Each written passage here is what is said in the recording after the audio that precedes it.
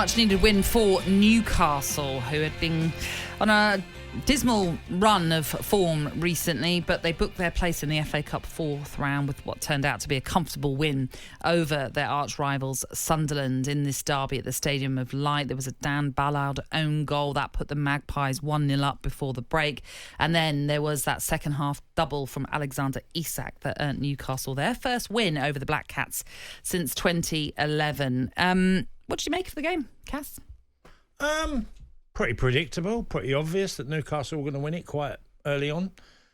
Once I saw Ramirez get on the ball and start lifting his head and have no pressure on him and start passing the ball around, I thought, well, Newcastle might be on a bad run, but they ain't going to be on that bad run's going to end today because they're going to get a victory here. A little bit frustrating. If I was a Sunderland fan, I'd be frustrated with...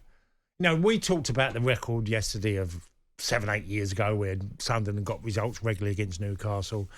Unfortunately, the clubs have gone in different directions, and Sunderland are obviously in the Championship now, and Newcastle have had Champions League football, and they've shown signs, and with the players they brought in, trying to play in dangerous areas. Now, I have no problem with the first goal, Nat, because it was an own goal, and that happens.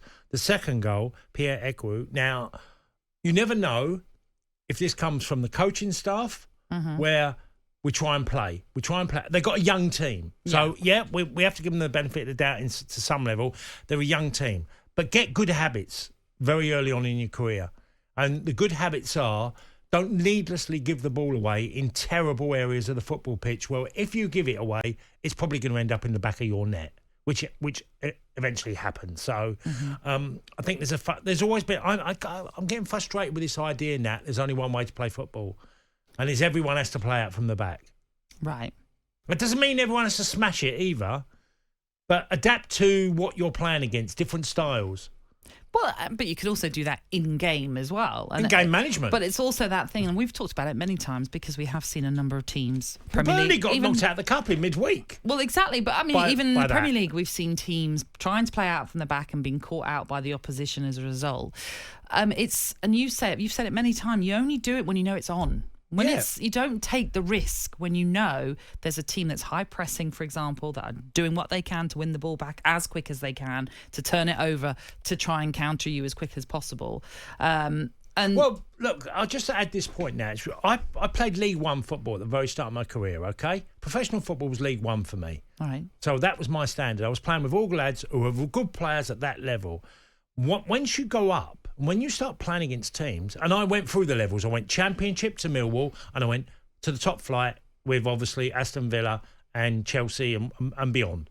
Okay, I found out along the way the things that you could do in League One, you can't do in the Premier League, or you can't do in the top league because they don't give you the ball. Yes. Okay, once you lose it, you're chasing around. Well, yeah. And they'll punish you. Well, this is why, and I know people might go, oh, here she goes again, bringing up Brentford, but I can only relate it to my team, who, when we were in the Championship, we were a team that wanted to have the ball, wanted to control the play, were the expansive play out from the back. And there is still an element of that since we've moved If it's into the on, Premier it's League. fine. Absolutely. But there is also times when we know, depending on who we're playing, we are going to sit back. We are going to try and defend deep and hope to counter whoever we're taking on. And that's the adaptability that I think we do have as a side, and I think that's a measure of Thomas Frank being able to do that with the team, being able to change it when needed, knowing, as you say, when it's on and when it's not on. Obviously, that mistake by Pierre-Emerick was not great. Who was it? Miguel Almiron that robbed him of the ball in the end, and then he cut it back, I should say, to Alexander Isak, who made it 2-0. But I'm watching the game, and I can see all the Newcastle black and white shirts in forward areas pushing high to stop them doing what they want to try and do. And teams are actually ignoring the amount of bodies they got in front of them and how tight it is. And one misplaced pass by half a metre, you're in trouble.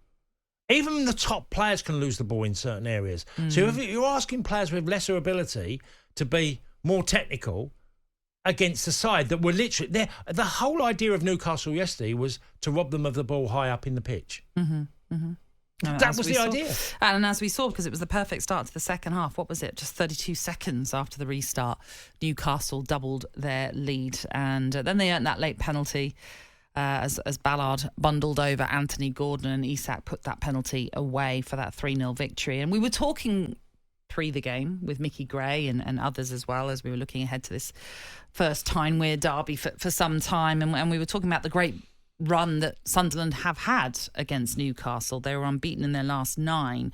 But of course, that was more in the Premier League when they were taking each other on. This was, unfortunately for Sunderland, a game that really did show the gulf in class. Yeah, well, that Sunderland time and that time, if you go back a few years, and you even want to go back a bit further, when Newcastle got beat by Sunderland a few times, you see Defoe in the lineup, and you see quite fast play and quite direct play at times, and you had Noel Quinn and Kevin Phillips before that. You know, so they had their styles. Now, you can turn teams around. You can try and exploit the space, because when bodies get forward now, there's space that gets left. So can you try and exploit that area without trying to play through it? It's not always on. If you've got a fantastically gifted player, my midfielders I can think of like Roy Keane. Well, Roy was never giving you the ball back. Okay, he was top level. McGrath, Townsend, Brady, Ronnie Whelan. They're midfielders that I played in teams with. I wouldn't mind it giving them a ball in a tight area, and others. You can have it because you're good enough to be able to handle it and then move it around on the pitch. Now, there's a vast difference there, and I think there's too many teams that get caught up. And do you know what frustrates me even more is that there are so many coaches coming through. They have their ideas, great, but they've not earned their stripes about learning how to stop opposition and sometimes adopting different ideas in game. Jose Mourinho was one of the best I've ever seen. And yes, he was a coach that was based more on defence. And the game has evolved since Jose. But one of his great attributes was he really knew how to set up teams that make it difficult and also would adapt really quickly to the way the opposition were playing. I remember being at Stamford Bridge one day, Nat. They played Bolton. It was 1-0 at half-time to Bolton. Chelsea come out and beat them 5-1 in the second half. It was literally a complete change of formation, a new idea, and they just bulldozed Bolton in the game.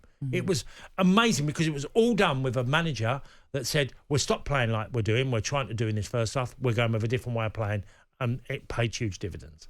Well, it ended in disappointment then for Sunderland in terms of taking on their fierce rivals Newcastle, but the season is not all lost for them because they are in the hunt for promotion. They currently occupy 6th in the Championship, so they are in that final playoff spot, 1 point clear of 7th placed Hull. And as for Newcastle, then they're through to the 4th round. The Sunday Sports Breakfast with Natalie Sawyer and Tony Cascarino. Sunday mornings from 6 on AM, on DAB, via the talkSPORT app and on your smart speaker. talkSPORT.